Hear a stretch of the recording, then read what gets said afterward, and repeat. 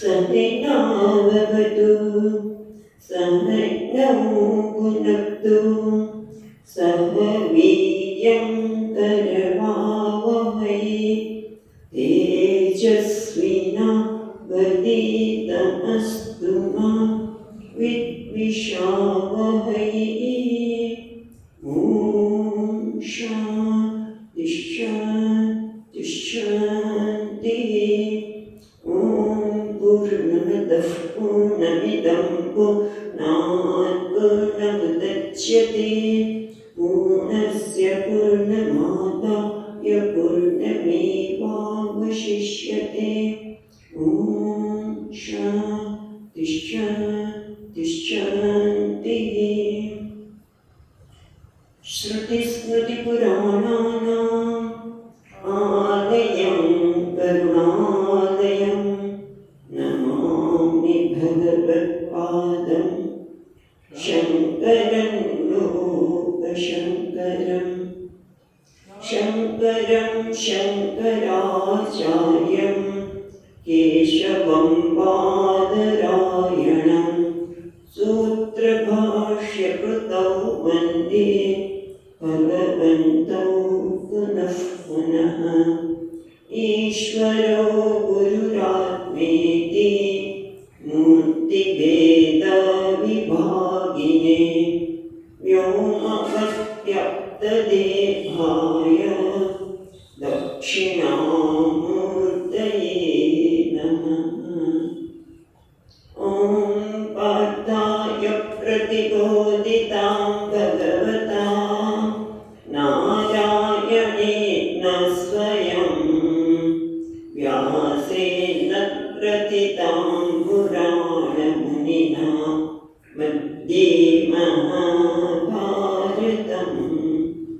अद्वैतामृतवर्षिणीं भगवतीम् अष्टादशाध्यायिनीम् अम्ब स्वामनुसन्दधामि भगवति देवे।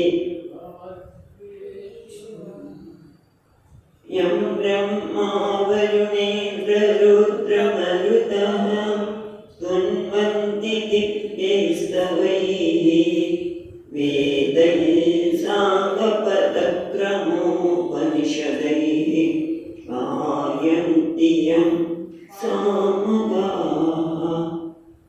ध्यानावस्थिततद्गतेन मनसा पश्यन्ति यद्योगिनः यस्यान्तं न विदुःसुरासुरगणाः देवाय तस्मै नमः।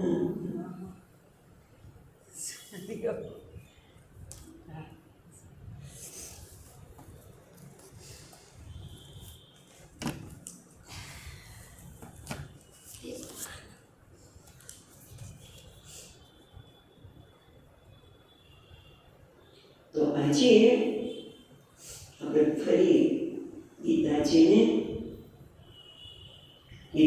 અનુગ્રહ પ્રાપ્ત કરવા માટે શરૂ કરીએ છીએ.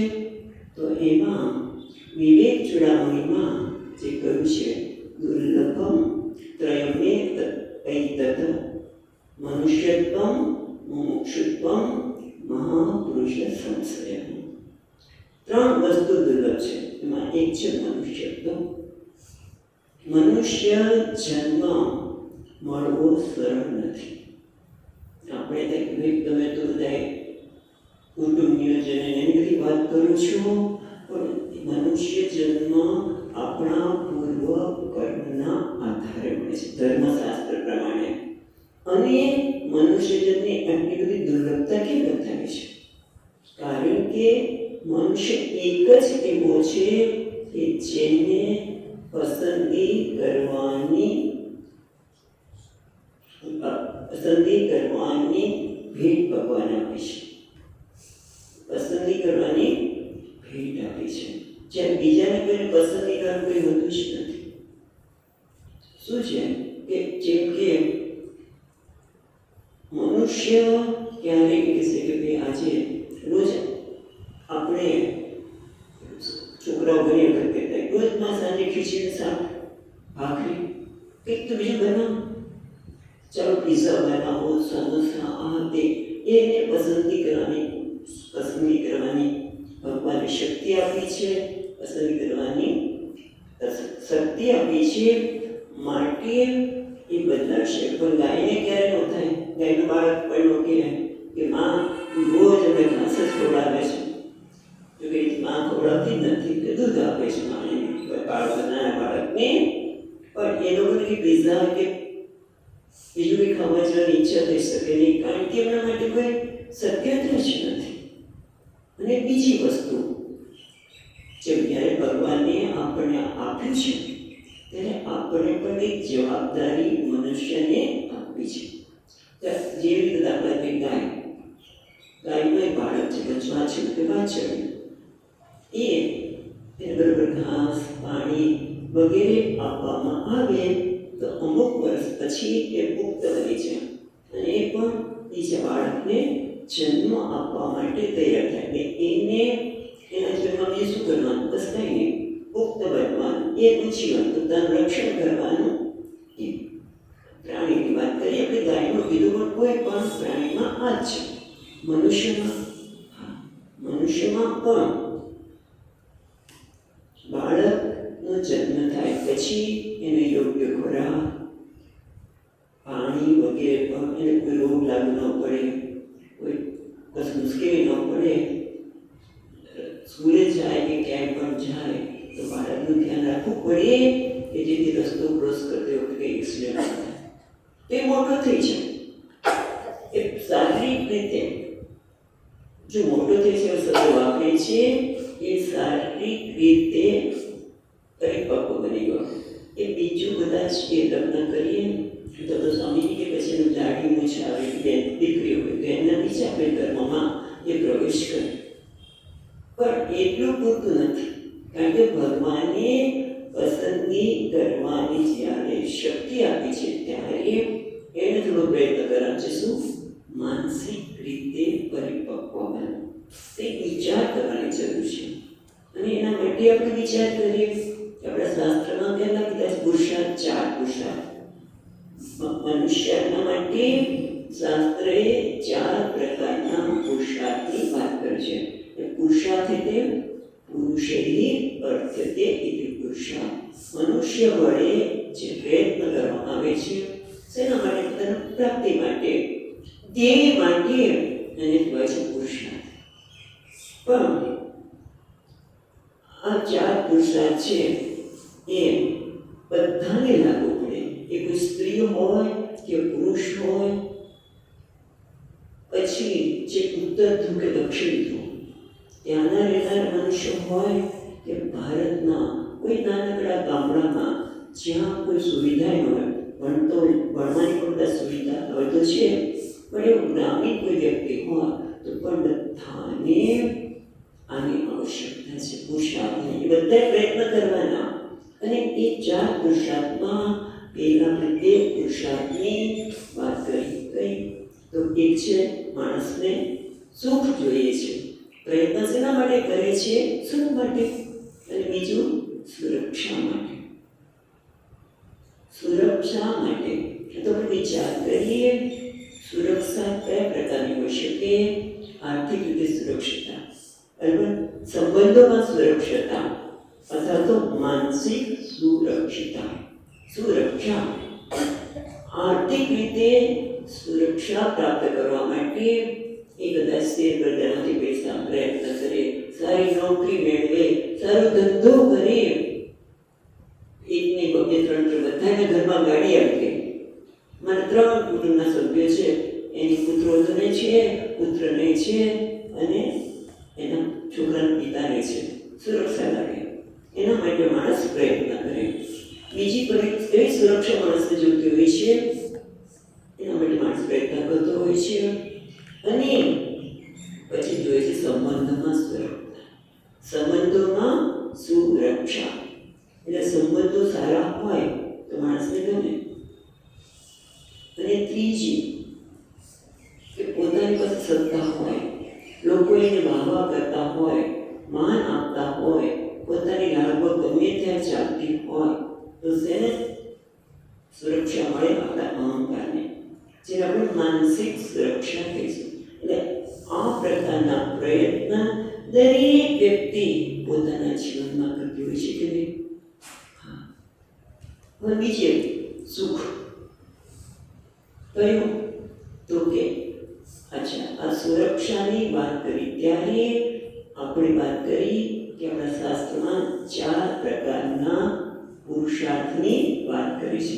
તો આજે સુરક્ષાની વાત કરી, આર્થિક રીતે, સંબંધોની રીતે અને માનસિક રીતે, એ બધું જ અર્થ પુરુષાર્થમાં આવે. આપણે વિચાર નથી કર્યો, પણ આ કયા પુરુષાર્થમાં આવે? અર્થ પુરુષાર્થમાં. હવે આવે છે બીજો એક પુરુષાર્થ મનુષ્યનો, સતત છે કામ. કામ એટલે સુખ. કયા પ્રકારનું સુખ? ઇન્દ્રિયજન્ય સુખ. ફરસાણ ખાધું, આજે રસોઈ બનાવી હતી, ઇન્દ્રિયને સુખ મળ્યું, ઇન્દ્રિયજન્ય સુખ. બરાબર છે? એ સિવાય પણ એક સુખ નહીં છે, પછી એમાં બધા આવી છે. એ રીતે માણસને ખબર છે, ઘણા લોકો પેપર આપતું હતું, મને ખબર નથી, હવે નથી આવતું પેપરમાં. આગળ તો હું જે પેપર લઉં છું એમાં કદાચ નહીં આવતું, પણ કોયડા હોય, તમે લખ્યું તમે કોયડો પૂરો કરો ને આમ પૂરું કરો. એ લોકોને ગમે, આમ બેસી જ જાય, એ પહેલાં કરી નાખે. કેમ? ભૌતિક સુખ મળે છે નથી. બુદ્ધિના સ્તરે પણ સુખ નહીં, તેના પણ કામ જ કહેવાય. ઇન્દ્રિયજન્ય સુખ એ પણ કામ પુરુષાર્થમાં આવે. એના માટે સતત આપણે પ્રયત્ન કરીએ.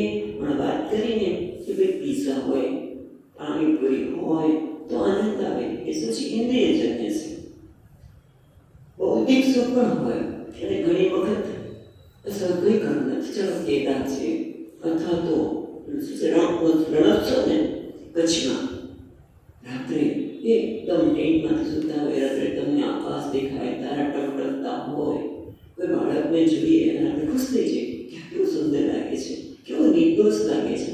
એ પણ કામમાં જાય, હા, પણ એ જરા સુખ છે, એ આનંદ છે, એ જુદા પ્રકારનો છે.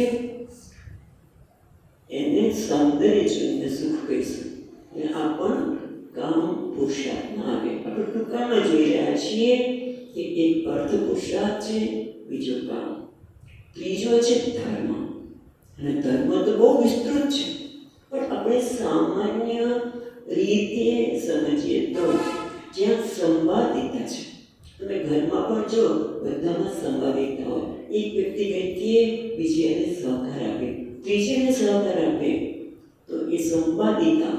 એ રીતે મિત્રતા શા માટે રાખીએ છીએ આપણે? કે જ્યાં આપણને સંવાદિતાના અનુભવ થાય છે. મિત્રો આપણા વિચાર સાથે મળતો હોય, આપણે જે કંઈ કરવા માંગતા હોય એ આપણને કરવામાં મદદરૂપ થાય, એને આપણે ધર્મ પુરુષાર્થ કહીશું. વેચીને ખાવું, બીજાને મદદ કરવી. દુઃખી હોય, તમે રસ્તામાં જતા હોય, સ્વામી પણ નીકળતી હતી ને, એક વ્યક્તિ એટલી ભૂખી હતી, મને મને આપી દીધું. તમે શોધવા નથી ગયા, રસ્તામાં ચાલતા ચાલતા તમે કોઈને દેખો, જોયા કે અરે આ કેટલા મુશ્કેલીથી ચાલી રહ્યા છે, લાવ મને રસ્તો ક્રોસ કરાવી દો સહજતાથી. અને એ કયો છે? આનંદ છે. પણ એ કયો આનંદ છે? ધર્મના લીધે. આને કહે છે ધર્મ પુરુષાર્થ. બટ આ ધર્મ છે એ આપણી વ્યક્તિની સંવેદનશીલતા. ઘણા લોકોને ભૂખ્યો માગતો હોય તો કંઈ ન થાય, તો શું થાય? પોતાને તિરસ્કાર પણ કરીએ, એ ખરાબ શબ્દો પણ કહી શકીએ, પણ જે સંવેદનશીલ વ્યક્તિ હોય તો એને તરત એકલામાં કેમ મદદ કરું, એનું કેમ દુઃખ દૂર કરું. એટલે વ્યક્તિની સંવેદનશીલતા અને એના અને પછી પરિપક્વતા, આ પણ બહુ મોટું છે. એ પણ ધર્મ પુરુષાર્થ અને ખૂબ ઉપયોગી છે. મનની પરિપક્વતા, માણસની પરિપક્વતા, તો જ બીજાને પ્રેમ આપી શકે. આદર પણ ક્યાં આપે? આ બધું ધર્મમાં આવે. આદર આપો, કોઈને પ્રેમ આપો, કોઈને મદદરૂપ થવું, કોઈને વેચવું. મારી પાસે છે તો એકલા કેમ ખવાય, બધા વેચીને ખાશો. આમ આ બધું જે છે એ ત્યાં આવે છે ધર્મમાં. અને આ બહુ મહત્વનું છે. ખાલી જીવન જીવો એટલે શું? નોકરી કરતા તમે જો આજે તમે જુઓ તો મોટે ભાગે કેવાય એમ ઘરે પડી ગઈ છે.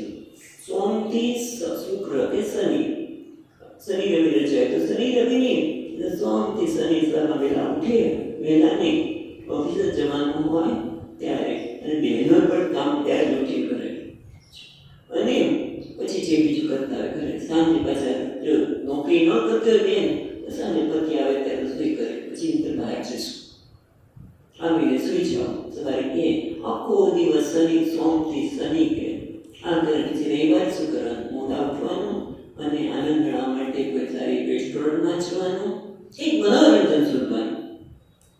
શું આજીવન છે મનોરંજન? કામની પ્રાપ્તિ, મનોરંજન કામ ને, અને એમાં તો તમે પૈસા કમાવો છો.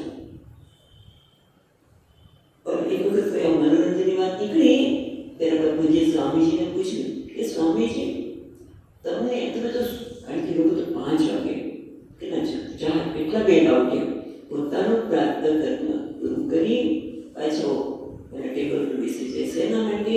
પહેલાં તો કોઈના પ્રશ્ન હોય, કોઈ કાગળ લખ્યા હોય એના જવાબ આપવાના હોય, એ બધું કરે.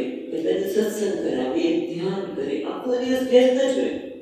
તો તમને ક્યારે રજા મન ન થતું? થાય ને પ્રશ્ન કે એમને કેમ ક્યારે રજા મન થતું? કે ચેન્જ નથી જોતું એમને? કારણ સ્વામીજીએ કહ્યું કેમ? પૂજ્ય સ્વામીજી કે મને જે કર્મ કરું છું એમાં આનંદ છે. રવિવારે મનોરંજનની આવશ્યકતા કેમ છે? કારણ કે હું જે કરું છું મને આનંદ નથી. નહીંતર જીવન આખું છે ને, આખી લાંબી રજા છે. સ્વામીજી કેમ મારા માટે જીવન જ રજા છે, બસ આનંદ જ છે, કોઈ મને પરિશ્રમ જ નથી. કારણ કે જે કરું છું એમાં આનંદ આવે છે. અને આવું થતું હોય પછી કશાની જરૂર પડે નહીં. અને આના માટે જ આપણે વાત કરવાના છે.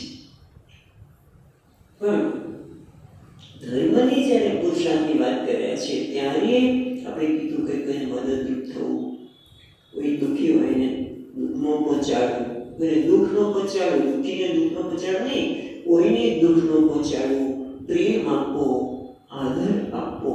એ પણ કીધું ને આપણી પરિપક્વતાના આધારે છે.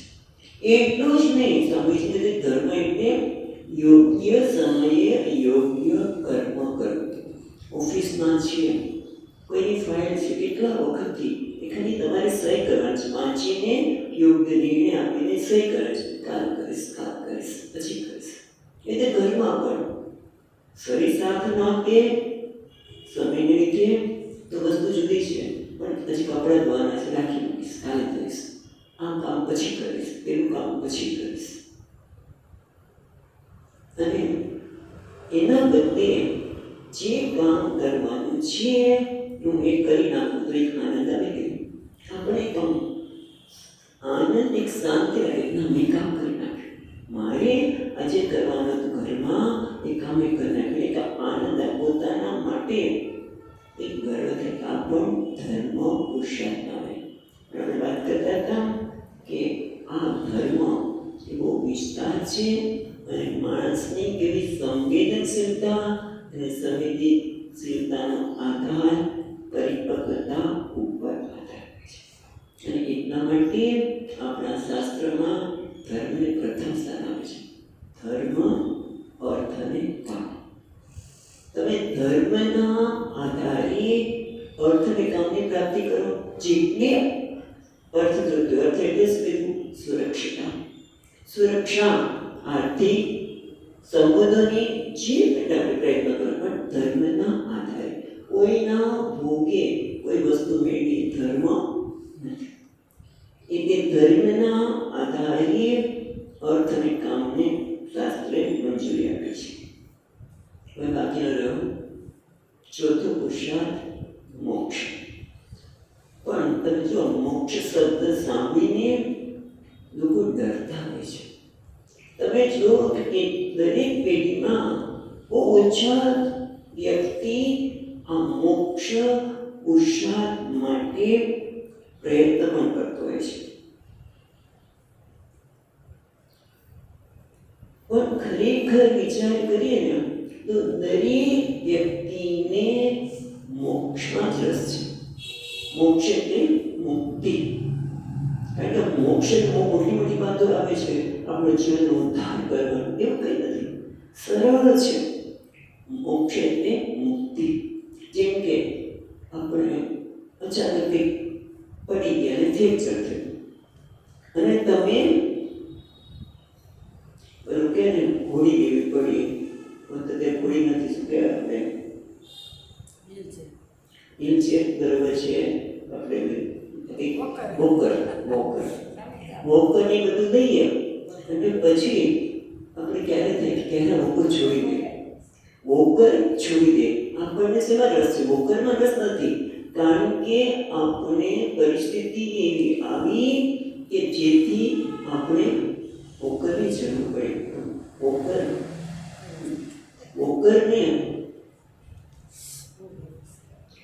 વોકરમાં રસ પડે. શેમાં છે?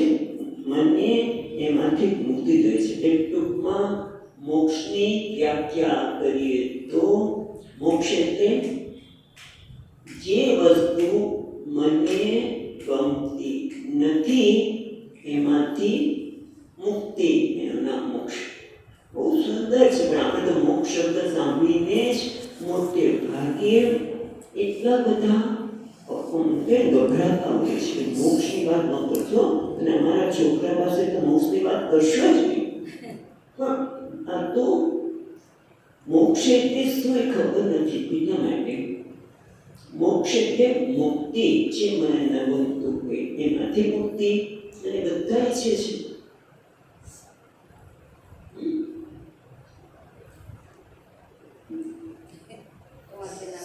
અવાજ આવશે રેકોર્ડિંગમાં સેજ નીચે બેસીશું. નીચે બેસીશું. એટલે મુક્તિ મને જે નથી ગમતું એના નાનપણથી આપણે આ જ પ્રયત્ન કરીશું. આપણે મોક્ષથી ગભરાઈએ છીએ, પણ મુક્તિ એટલે જે મને નથી ગમતું એ મુક્તિ. નાનો છોકરો પણ જરાક મોટો થાય એટલે શું? માં હું તારા આંગળી પકડું, દોડા માંડે. એને હવે આંગળી પકડવામાં રસ નથી. જ્યાં સુધી એને કોઈ આવશ્યકતા છે ત્યાં સુધી બરોબર છે. પણ પછી જરાક મોટો થાય ને મને નહીં છે. શેમાંથી મુક્તિ જોઈએ છે? મને કોઈ મૂર્ખ ન કહે. અને મૂર્ખ એવું કરતો તેમાંથી મુક્તિ. એટલે ટૂંકમાં હું આ મુક્તિ ઈચ્છું છું. પણ ખરેખર હું શેમાંથી મુક્તિ ઈચ્છું છું વિચારતા નથી. આપણે બધા પ્રયત્ન કરીએ છીએ નાનપણથી ભણ્યા, જેથી આર્થિક સદ્ધરતામાંથી આપણે માનીએ છીએ કે મુક્તિ, હું સદ્ધર છું આર્થિક રીતે, માટે હું પ્રયત્ન કરું તો સદ્ધર બનું. પણ એ આર્થિક રીતે સદ્ધર બનવા માટે પણ એની પાછળ શું છે? હું અસુરક્ષિત છું. હું સુરક્ષિત નથી, એટલે અસુરક્ષિતમાંથી મુક્ત થવા માટે પ્રયત્ન કરે છે.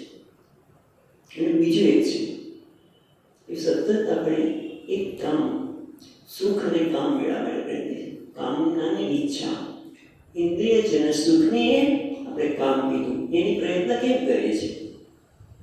કારણ કે હું મારાથી સંતુષ્ટ નથી. મને આ મળી જાય તો સંતુષ્ટ છું. તો સંતુષ્ટ નથી એવું કહીએ, અથવા તો મારામાં કંઈક ઉણપ છે. એટલે સતત આપણે જે કંઈ કામ પુરુષાર્થ કરીએ છીએ એમાં એક તો હું સુરક્ષિત નથી, અસુરક્ષિતમાંથી મુક્તિ છે.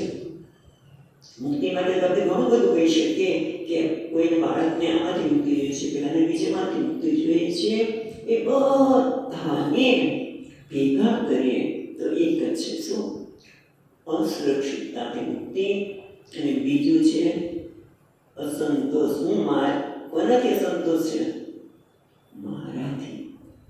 ખરેખર મને હું મને સંતોષ નથી, મને ઉણપ લાગે છે, અધૂર લાગે છે, એના માટે પ્રયત્ન કરું છું. એટલા માટે સ્વામીજી હંમેશા કહેતા કે everybody is in search of please. બધા જીવનના પ્રયત્ન પોતે સંતુષ્ટ છે. હું સ્વીકાર્ય છું, સંતુષ્ટ છું. સંતુષ્ટ તો સ્વીકારવાનું, અને એના માટે જ આપણે પ્રયત્ન કરીએ છીએ. તમે જુઓ, કારણ કે આપણે ઈચ્છીએ છીએ કે અર્થ અને કામ આપણે વ્યસ્ત છીએ. પણ ખરેખર હું જ્યારે જીવનમાં અર્થને કામ દ્વારા પણ મને કંઈ ના હવે બરોબર છે, સંતુષ્ટ છું, તો તમે જીવન જીવી ગયા. પણ આપણે બે જાતને પૂછીએ કે ગમે તેટલી અર્થ અને કામની પ્રાપ્તિ કરીએ તો પણ હું સંતુષ્ટ છું, હું સુરક્ષિત છું. આમ મેળવું તો પછી મારી ભલામણ અસુરક્ષિત છું, પહેલાથી અસુરક્ષિત છું, સંબંધોમાં અસુરક્ષિત છું. સતત અસુરક્ષિતતાનો ભાવ, અસુરક્ષિતતાનો ભાવ આવ્યા જ કરે છે. અને એટલા માટે આપણે સતત પ્રયત્ન કરીશું. કરીએ સુરક્ષિત બનવા માટે પણ આપણે પરિસ્થિતિ બદલાવીએ, વ્યક્તિને બદલાવીએ. વ્યક્તિને કહી શકાય તો કહીએ પણ ખરા, તું મારી સાથે આવો વ્યવહાર કર, તું મારી સાથે આ પ્રકારનો વ્યવહાર કર, તું મને ખુશ કર. એ દુનિયાને અનુકૂળ કરવા માટે પ્રયત્ન કરીએ. તમે જો આપણે દુનિયા મને ખુશ કરીએ, એને અનુકૂળ કરવા માટે પ્રયત્ન કરીએ. અને આપણે ખુશ કોઈને કરી શકીએ જ નહીં. કારણ કે જે માને ખુશ કરવાના છે, પછી પતિને ખુશ કરવાના છે, પુત્રને ખુશ કરવાના છે, અને સાસુમાં ક્યારે ખુશ થાય છે. એ પાત્ર જેવું છે સાસુમાં, એ તો ક્યારે ખુશ થાય જ નહીં. અને આપણા ખૂબ પ્રયત્ન મુશ્કેલ પરિસ્થિતિને બદલાવવામાં છે, પરિસ્થિતિને બદલાવી છે. પણ આપણે ક્યારેય વિચાર કર્યો નથી કે આપણે બધાને બદલાવા માટે પ્રયત્ન તો કરીએ છીએ, પરિસ્થિતિને, વ્યક્તિને, પણ આપણી શક્તિ કેટલી? આપણી શક્તિ મર્યાદિત, જ્ઞાનની શક્તિ પણ મર્યાદિત છે. અને એથી આપણે ખરેખર જે સુરક્ષિતતા કે સંતુષ્ટ બનવા માંગીએ છીએ પૂરું થતું નથી. એ પછી શું થાય? સમસ્યા લાગે, આના લીધે દુઃખી છું, પેલાના લીધે અસુરક્ષિત છું, આમ છે તેમ છે. અને પછી છેવટે બધાને તો કહેવાય નહીં, અને પછી કોને કહે છેવટે? હોળીનું નાળિયેર કોણ બને? પોતાની નજીકની વ્યક્તિ, કાં તો પોતાના જીવનસાથી, અથવા તો બાળક. કોઈકને પછી એના પર બિચારા ઉપર ગુસ્સે થઈએ, એના ઉપર બધું ઢોળીએ. પણ ખરેખર વિચાર કરવાની જરૂર છે કે આપણને ધર્મ, અર્થ કે કામમાં રસ નથી. આપણે એક જ પુરુષાર્થ છે, મોક્ષ. પણ ને મોક્ષ પુરુષાર્થથી જ વપરાય નહીં. મોક્ષની વાત નહીં કરતા. મોક્ષ એટલે બસ આટલું જ છે કે આ સમજણ આવીએ કે હું અસુરક્ષિતતા અનુભવું છું અને એમાંથી મુક્ત થવા માંગુ છું, હું સંતુષ્ટ થવા માંગુ છું, હું સ્વીકાર્ય બનવા માંગુ છું. એ અત્યારે મારો પ્રયત્ન બહાર છે કે નહીં? અને પાછું મુશ્કેલી એ છે કે હું બહાર પ્રયત્ન કરું છું. મને આ વ્યક્તિ સુરક્ષા આપશે, આ વ્યક્તિથી મને સંતોષ થશે, આની સાથે સંબંધ રાખવો તો હું બરોબર છું. અને પાછા દરેક વ્યક્તિ આપણા વિચારો બદલ્યા જ કરે. સુરક્ષાના વિચાર બદલાય. રાતે ઘરની જે પૈસા છે તો સુરક્ષિત છું, ના ભાઈ પૈસા આપી દો તો હું સુરક્ષિત છું. કારણ કે એટલી રાખીને શું કરું? પેલા તો ઘણી વસ્તુ હોય તો જરૂર છે, પેલી વસ્તુ જરૂરી છે, બધી ઘણી વસ્તુ રાખવી ક્યાં? એના કરતાં મને આપી દો. એટલે ટૂંકમાં હું સુરક્ષા માટે આપણા વિચારો બદલાયા કરે. અને એમાંથી જ સ્વામીજી કે ઘણા ધર્મશાસ્ત્રો ઉભા થાય છે. હું અસુરક્ષિત છું, એમાંથી ધર્મ થાય કે કોઈ એમ કે ધનથી તો સુરક્ષા મળે નહીં, અર્થમ અનર્થમ ભાવે નિત્યમ. ધન તો છોડી દો, બીજા તેના ધનથી સુરક્ષા મળે. ત્રીજા કે આનાથી સુરક્ષા મળે. કોઈ કહે કે તમને અહીંયા ધનથી સુરક્ષા મળે, પણ પરલોકનું શું? પરલોક માટે ઘણા કર્મ કરવા જોઈએ, આટલા યજ્ઞ કરવા જોઈએ, દાન કરવું છે. બધા ધર્મ શાસ્ત્ર આમાંથી પ્રેરણા છે. પણ વેદાંત આનાથી જુદું કે છે, ગીતા આનાથી જુદું કે છે. માટે એટલો વિચાર કરે છે કે આપણે જે ગીતાજી ભણી રહ્યા છીએ તો એ નવા લોકો પણ આને સાંભળવાના છીએ. તો બધાને પહેલાં વિચાર આવે કે ના, હું ગીતા શેના માટે ભણવાનું છું? એ ભણવાની છે માટે આપણે વિચાર કરી રહ્યા છીએ.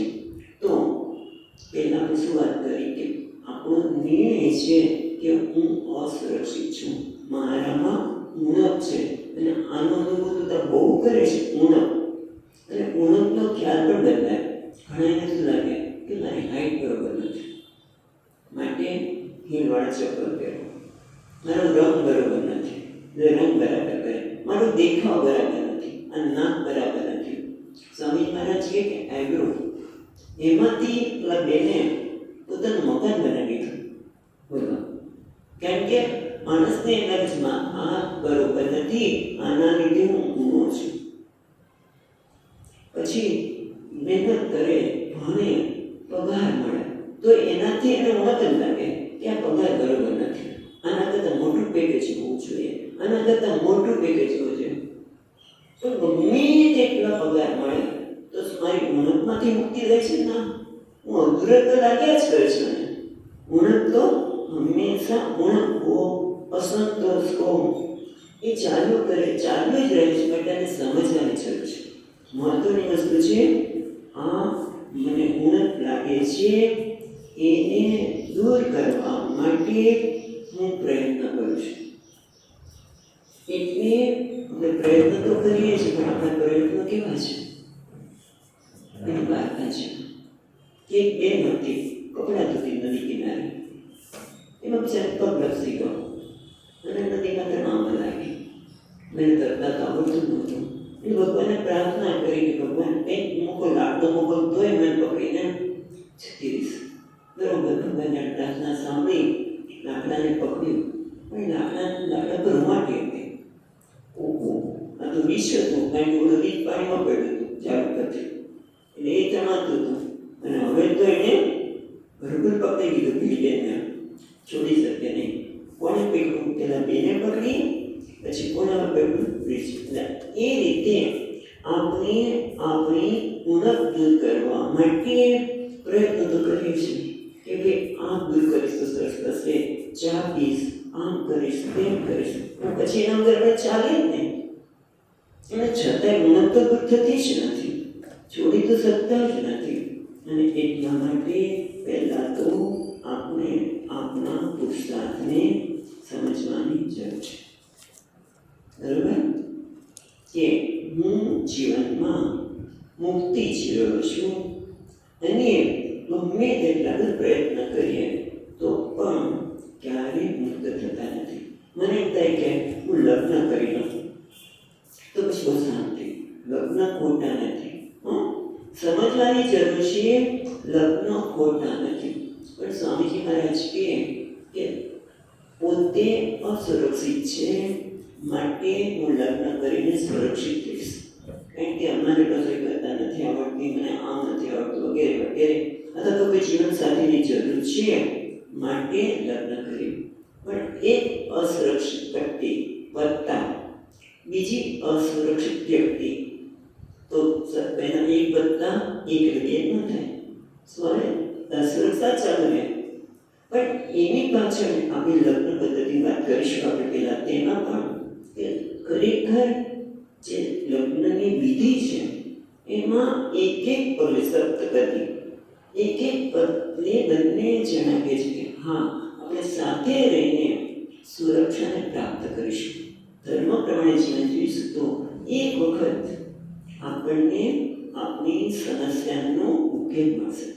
આપણે પેલા તો સમસ્યા છે એ જ મોટે ભાગે ખબર નથી કે હું અસુરક્ષિતતા અનુભવું છું અને એટલા માટે મારા જીવનના બધા પ્રયત્નો એમાંથી મુક્તિ થવા માટેના છે, અથવા તો ઉણપમાંથી મુક્ત થવા માટે, સંતુષ્ટ બનવા માટે હું હું પ્રયત્ન કરું છું એવું વિચાર આવતો જ નથી.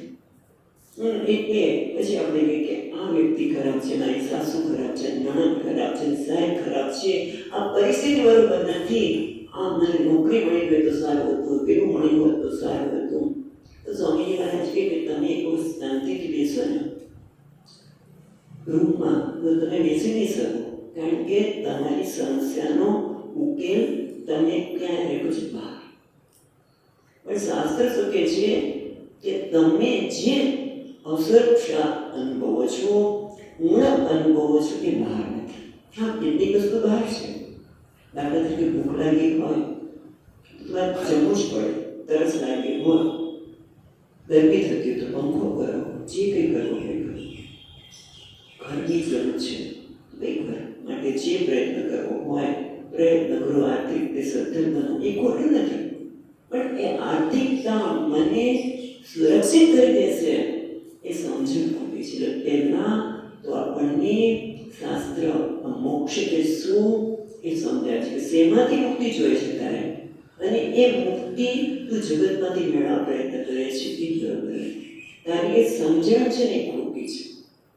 તારા બધા પ્રયત્નો આપણે જે કંઈ ઈચ્છા કરીએ તેના માટે આના માટે જ કરીએ છીએ. પણ શાસ્ત્ર કહે છે કે બે પ્રકારની ઈચ્છા છે, કે તમારી પાસે નથી માટે ઈચ્છા થાય છે, અથવા તો તમારી પાસે છે પણ તમને ખબર નથી માટે છે, અને તમને ખબર નથી. જો તમારી પાસે છે અને તમે એની ઈચ્છા કરો તો તમારી ઈચ્છા ભગવાન પણ પૂરી કરી શકે નહીં. પૂજ્ય સ્વામીજી મહારાજ કહેતા કે એક વ્યક્તિ ખૂબ તપશ્ચર્યા કરી, ભગવાન પ્રસન્ન થયા. ભગવાનને શું જોઈએ છે? તો મને ખભા પર મસ્તક આપો. બોલો, ભગવાન કે આઈ એમ સોરી. ભગવાનને કેવું પડે કે હું તને આપી શકું ને, તારી પાસે ઓલરેડી છે, જે છે એને કોઈ આપને આપી શકે નહીં. જે સ્વામીજી આગળ કે તું કે તો ભગવાન કે હું તને નથી આપી શકું, પણ જે છે એને કોઈ આપી શકે નહીં. એટલે આપણી ઈચ્છા જે નથી એના માટે પ્રાપ્તિ હોય, પણ જે છે એ તો ભગવાન પણ આપી શકે નહીં. પણ એ બીજી પ્રકારની ઈચ્છા છે, એ જે છે પણ મને ખબર નથી. જે વસ્તુ મારી પાસે છે છતાં ખબર નથી. અને આપણે ઘણી વખત આ વાત આપણે કરીએ છીએ વેદાંતમાં. આ વસ્તુ બહુ પ્રસિદ્ધ દ્રષ્ટાંત છે કે પેલી વ્યક્તિ સ્વામીજીની વાત કરે કે ભાઈ સંન્યાસી છે, પાળામાં રુદ્રાક્ષની માળા તો હોવી જ છે. હવે બહાર નીકળ્યા એટલે પેલા રુદ્રાક્ષની માળા તો કરવી જ પડે. પછી બેન પૂછે છે કે સ્વામીજી ચાલો ને આપણે સમય થઈ જશે, હમણાં આવું છું. પછી 2 મિનિટ 5 મિનિટ નીકળી ગઈ. સ્વામીજી આપણે જઈએ, તમારી રુદ્રાક્ષની માળા મળતી નથી, આપી દેવું પડે. તો કે તો તમારા ગળામાં જ છે. એટલે છે છતાં મને ખબર નથી માટે પ્રયત્ન કરું છું. એમ શાસ્ત્ર પણ કહે છે કે તું તારી જાતને હંમેશા સુરક્ષિત બનાવવા માટે પ્રયત્ન કરે છે, ઉણપમાંથી મુક્ત થવા માટે પ્રયત્ન કરે છે. એ જ મોક્ષ. બહુ સરળ મોક્ષની વ્યાખ્યા છે. અને એ તને ખરેખર તો એ તારું સ્વરૂપ છે. તું સુરક્ષિત જ છે, તું સ્વીકાર્ય છે. પણ અમને તેવું લાગતું નથી, એના માટે તો પ્રયત્ન કરી છે. તો સદગુરુ મેવાવી ગચ્છે, શાસ્ત્ર મેવાવી ગચ્છે, શાસ્ત્ર એવ શરણમ. એના માટે તો શાસ્ત્રનું શરણ લેવું પડે, ગુરુનું શરણ લેવું પડે. કેમ? કારણ કે શાસ્ત્ર આગળ કહે છે એ જે તારી પાસે છે ગળામાં માળા નથી, પણ છતાં મને એ ખબર નથી કે એનું મને અજ્ઞાન હતું. તો અજ્ઞાનને દૂર કરવા માટે બીજી વ્યક્તિ કહ્યું કે તમારા ગળામાં માળા છે, એટલે અજ્ઞાનને દૂર કરવું પડે. એમ અહીંયા જે અજ્ઞાન કયું છે તો કે તું સુરક્ષિત છે, તે હું સુરક્ષિત છું, હું સંતુષ્ટ છું, હું સ્વીકાર્ય છે કે હું આ હું, પણ હું તો એવો લાગતો નથી. એટલે કે હુંનું અજ્ઞાન છે. શાસ્ત્ર કહે છે આ હુંનું અજ્ઞાન છે. માટે હુંને જાણવા માટે શું કરવું પડે? જગતના કોઈ પણ પદાર્થ હોય તો એને જાણવા માટે આપણે ઇન્દ્રિયનો ઉપયોગ કરીએ, એટલે કે પ્રત્યક્ષ પ્રમાણ. અથવા તો બહાર અવાજ આવતો હોય તો આપણે અનુમાન કરી કે કંઈક આવું અવાજ આવે છે તો કંઈક કામ થતું લાગે છે. અનુમાન, ઉપલબ્ધિ, બરાબર, આ બધું પછી સરખામણી, ઉપમા, આ બધા પ્રમાણથી જ્ઞાન થાય. પણ જે આત્મા, જે પ્રત્યક્ષ નથી, જે ઇન્દ્રિય ગોચર નથી, એના માટે શાસ્ત્ર પ્રમાણ છે. શાસ્ત્રનું શરણ પડે અને શાસ્ત્રને સમજવા માટે ગુરુનું શરણ લેવું પડે. અને ગુરુ માટે કહેશે ગીતામાં કે સદગુરુને વાપી ગચ્છે. તો ઉપનિષદમાં કહે છે કે યોગ્ય એટીટ્યુડથી, ભાવનાથી છે. ખાલી ગુરુ પાસે જઈએ, ચલો મને કહી દો, મોક્ષ માટે વાત કરો. સેવાની ભાવના હોય, તદ્વિધિ પ્રણિપાત એના પરિપ્રશ્ન સેવા, સેવાની ભાવના હોય, સેવાની પાછળ અહંકાર મૂકવાની જરૂર છે. અને વેદાંત કહે છે કે તું જે શોધી રહ્યો છું એ આપણે ઘણી વાર વાત કરી છે તત્વમસી. તું જે શોધી રહ્યો છું, શું શોધી રહ્યો છું? હું સ્વીકાર્ય હોઉં, હું સંતુષ્ટ હોઉં, હું સુરક્ષિત છું. તમે વિચાર કરો કે આવું હોય પછી આપણું કરવું કેવું હોય?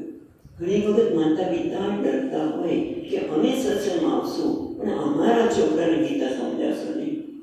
પણ દાખલા તરીકે એ ગીતા આવે અને ગીતા સમજી લે અને એને સમજણ પડે કે મારી સુરક્ષા બહાર નથી, હું પોતે જ સુરક્ષિત છું, મારી સમસ્યાનું કારણ હું છું, બહાર નથી. ભલે આપણે બહાર લાગતો હોય, કારણ કે કેમ બહાર લાગે છે? અને આપણે થાય કે અમારા પાડોશી એવા છે, એને પાડોશી ગદીમાં ઘણી સગાઈ ખરા નહીં કરી શકીએ, સાસુ આવા છે, પેલું આવું છે. પણ એ લોકો કદાચ એવા હશે, તમે દુઃખ આપતા હશે,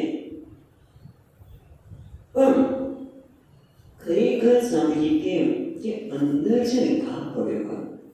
પછી તમે કોઈ મીઠું ભભરાવે ચડશે, પણ ઘા પડ્યો ન હોય તો ગમે એટલું મીઠું નાખો શું થાય?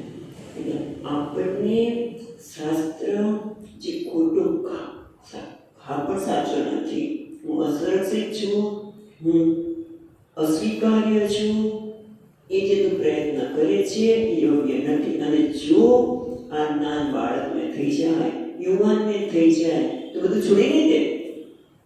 છોડવાની જરૂર જ નથી. મોક્ષે બધું છોડી દેવું નથી. આપણે હમણાં જોઈશું કે એ તો શાસ્ત્ર બે પ્રકારની જીવન પ્રણાલી કહે છે. એ તો દરેકના પ્રારબ્ધ પ્રમાણે, સમજણ પ્રમાણે એ બધા પ્રવૃત્તિમાં આવે કે સંન્યાસી બને, નિવૃત્તિ બને.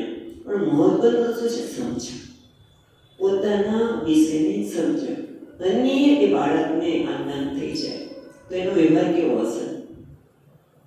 જ્યારે હું આનંદ માટે પ્રયત્ન કરતો હોઉં ત્યારે મારો વ્યવહાર કેવો હોય? કે મને કેમ આમ કર્યું, મારું અપમાન કર્યું, મને આમ કર્યું, અથવા તો મેં એની સાથે કેમ આવું કર્યું? પણ હવે જ્યારે મારો આનંદ બહાર નથી, મારી સુરક્ષા બહાર નથી, તો મારો વ્યવહાર કેવો થાય? તૂટક બાળક તમારા માટે જે અત્યાર સુધી સમસ્યા હતો એનો વ્યવહાર આખો બદલાઈ જશે. એટલે ટૂંકમાં આ જ્ઞાન, ગીતાનું, વેદાંતનું જ્ઞાન બધા માટે છે. અને એટલા માટે શાસ્ત્ર એવ શરણ. અને એમાં રીતે સ્વરમાં, ઉપનિષદમાં તત્વમસી, અને એના માટે આપણે અધિકારી હોઈએ કે ન હોઈએ, પણ ગીતાના અધિકાર તો બધા છે. અને ગીતા શું છે? ગીતા સુગીતા કર્તવ્યા કે અન્ય શાસ્ત્રે વિસ્તરેલી. ગીતાજી એક જ એટલા પૂરતા છે કે પછી એમાં બીજા કોઈ શાસ્ત્રની આવશ્યકતા છે. અને ગીતા શું છે? તો કે યા સ્વયં પદ્મનાભસ્ય મુખ પંકાર વિનિશ્રુતા. ગીતા તો ભગવાનના મુખમાંથી સરી પડ્યા છે. એટલે કોઈ વ્યક્તિ નથી, ભગવાન એ કોઈ વ્યક્તિ નથી, પણ ભગવાન સાક્ષાત નારાયણ છે. અને એટલા માટે આપણે આ ગીતાને સમજાવવા માટે શંકરાચાર્ય જે ભાષ્ય લખ્યું છે, ઉબોધઘાતમાં જ આ લખે છે શું?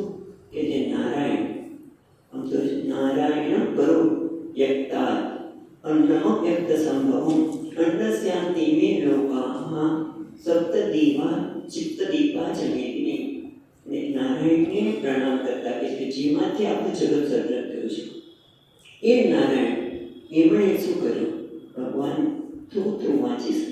સ ભગવાન સૃષ્ટવા ઇદમ જગત, એ ભગવાને આ જગતનું સર્જન કર્યું અને એનું પાલન કરવા માટે બધા ભાષ્યના વાક્ય નથી વાંચતા, મરીચી વગેરેને પ્રજાપતિનું સર્જન કર્યું અને એમને પ્રવૃત્તિ માર્ગનું જ્ઞાન આપ્યું. પછી કેટલાક સરસ સંતાદીને ઉત્પન્ન કર્યા જેમને નિવૃત્તિ માર્ગનું લક્ષણ, જે જ્ઞાન અને વૈરાગ્યનું લક્ષણ છે નિવૃત્તિ માર્ગનું, એ આપ્યું.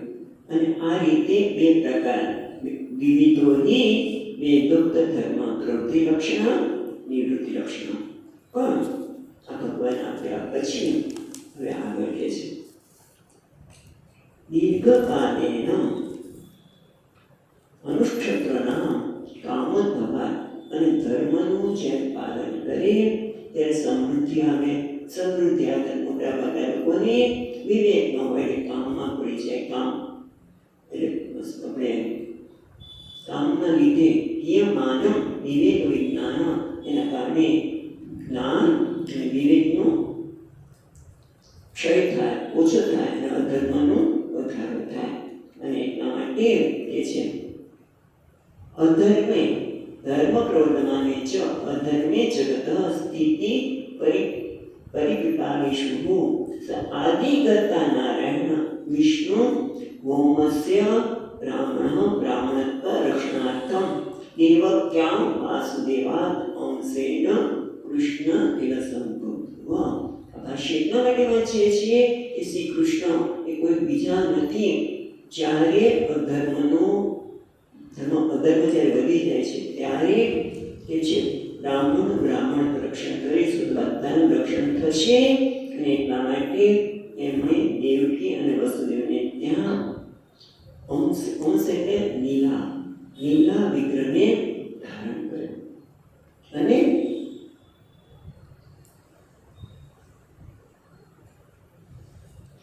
ભગવાન કેવા છે તો સબ ભગવાન જ્ઞાન ઐશ્વર્ય શક્તિ બળ વીર્ય તેજોભી સદા સંપન્ન ત્રિગુણાત્મિક વૈષ્ણવી સ્વમાયા મૂળ પ્રકૃતિ વસીકૃત્ય અજ અવ્યય ભૂતાનાં ઈશ્વરઃ નિત્ય શુદ્ધ બુદ્ધ મુક્ત સ્વભાવપી સ્વમાયા દેહવાન ઇવ જાત ઇવ લોક અનુગ્રહ પૂર્વં ઇવ લક્ષ્યતે. ભગવાન જેણે આ ગીતાનો ઉપદેશ આપ્યો એ કોણ છે? ભગવાન જે 6 પ્રકારના ઐશ્વર્યથી સંપન્ન, એટલું જ નહીં પોતાની ત્રિગુણાત્મિક વૈષ્ણવી માયા જે મૂળ પ્રકૃતિ છે એને વશમાં કરીને જે નિત્ય શુદ્ધ બુદ્ધ મુક્ત સ્વભાવ હોવા છતાં જાણે કે તે ધારણ કર્યું દેહવાન ઇવ જાતૈવ. અને એમને પછી બધું નહીં વાંચીએ પણ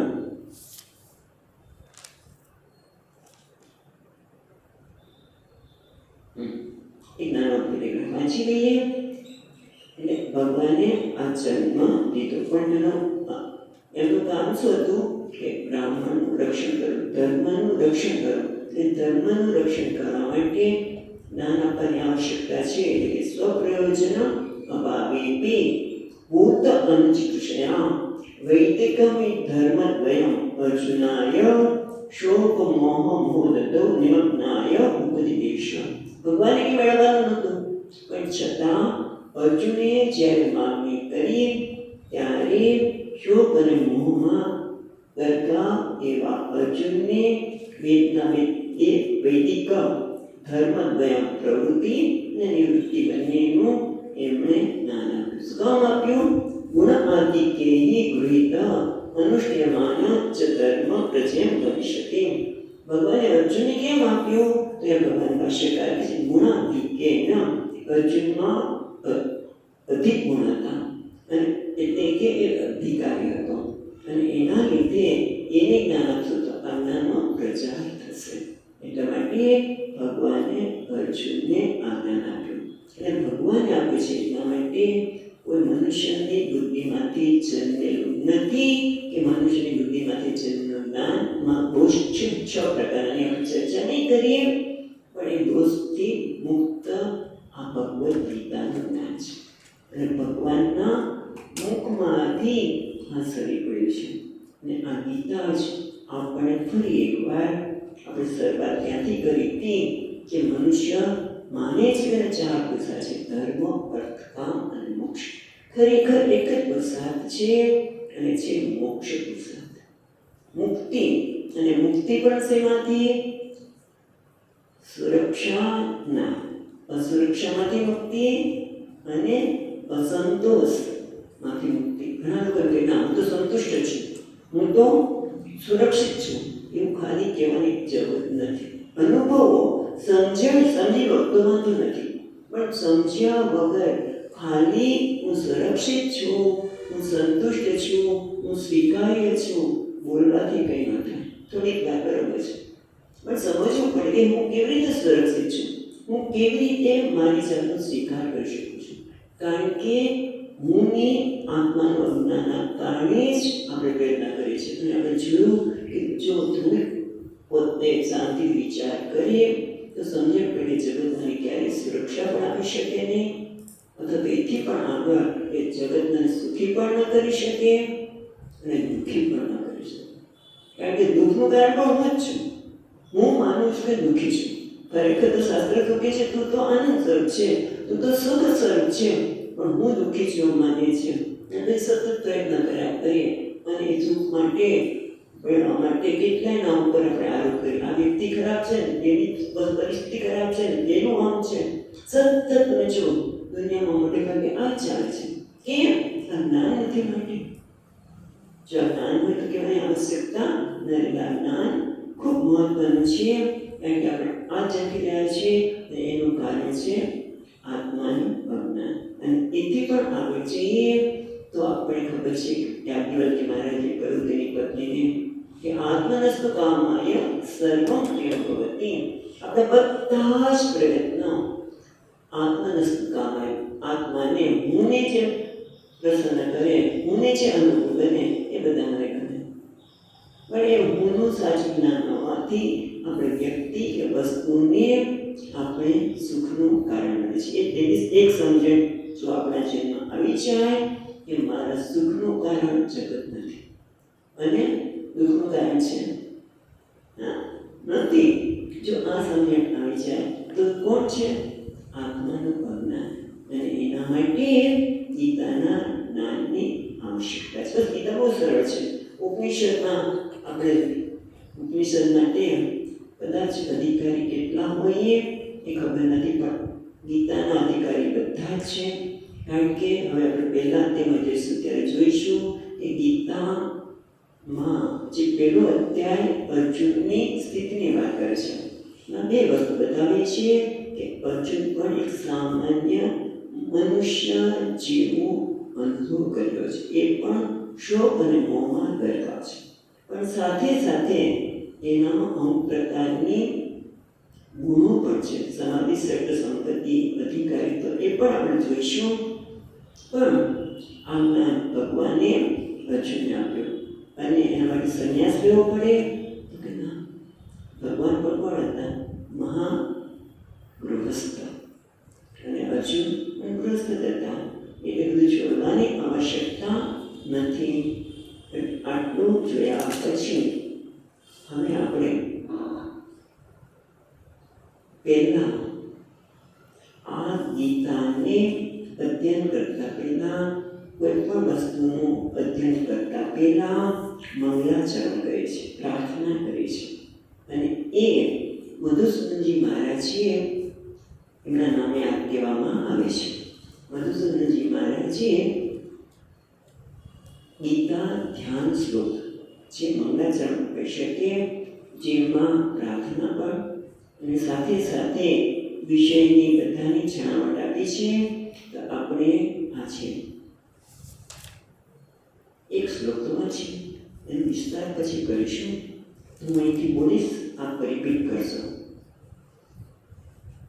ઓમ પાર્થાય પ્રતિબોધિતાં ભગવતા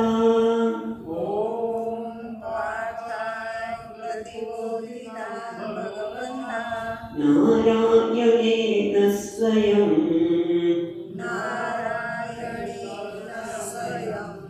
વ્યાસેન ગ્રથિતાં પુરાણ મુનિના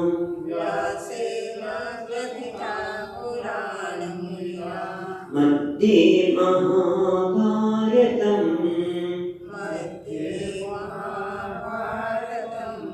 अद्वैतामृतवर्षिणीं भगवती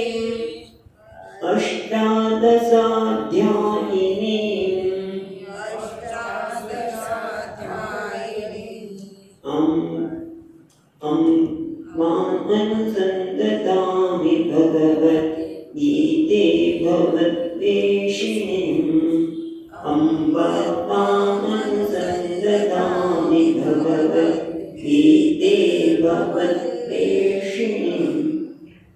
अर्थ જોતા પહેલા એક બે જગ્યાએ આપણે પ્રતિબોધિતા તો ત્યાં મકાર બરોબર તમને બધાને સંભળાતું અને ભગવતા છે ત્યાં ભગવતા બોલી નાખી ઘણી વખત અને તે અંબ જે મુંબની પણ અંબ વામ અનુસંધાને ભગવદ્ગીતે ભગવદ્વેષિણી ઓમ એ ભગવાનનું નામ સ્વયં ભગવાન નારાયણે પાર્થાય પ્રતિબોધિતા ભગવતા નારાયણે સ્વયં ભગવાન નારાયણે આ ગીતા પાઠને પ્રતિબોધિતા એમણે જ્ઞાન આપ્યું પ્રતિબોધિતા જ્ઞાન આપ્યું એ કેવી છે વ્યાસેન પ્રતિતાં પુરાણ મુનિના મધ્યે મહાભારતમ વ્યાસેન પ્રતિતાં પુરાણ એટલે પ્રાચીન મહામુનિ શ્રી વેદ વ્યાસે રચિતા એનું રચન કરેલું છે એને મૂકી છે એટલે એને શ્લોકના રૂપમાં મૂકી છે કેવી છે મધ્યે મહાભારત મહાભારતની મધ્યમાં આને મૂકવામાં આવી છે અને આ ગીતાજી કેવી છે તો કે અદ્વૈતામૃત વર્ષિણી અદ્વૈત રૂપી અમૃતની વર્ષા કરનારા અને કેવી છે ભગવતી મા ભગવતી અદ્વૈત જ્ઞાનામૃતની વર્ષા કરનારા છે અને કેવા છે અષ્ટાદશાધ્યાયિની 18 અધ્યાયવાળી 18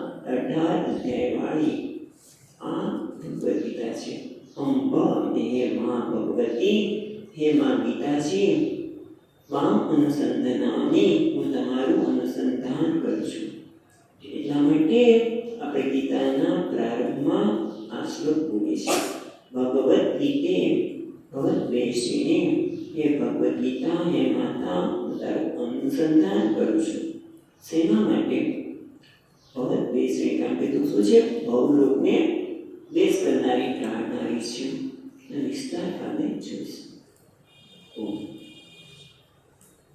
ઓમ પૂર્ણમદઃ પૂર્ણમિદં પૂર્ણાત પૂર્ણમુદચ્યતે પૂર્ણસ્ય પૂર્ણમાદાય પૂર્ણમેવાવશિષ્યતે ઓમ શાંતિ શાંતિ શાંતિ શંકરં શંકરાચાર્યં કેશવં બાદરાયણં सूत्रभाष्यकृतौ वन्दे भगवन्तौ पुनः पुनः ईश्वरो गुरुरात्मेति मूर्तिभेदविभागिने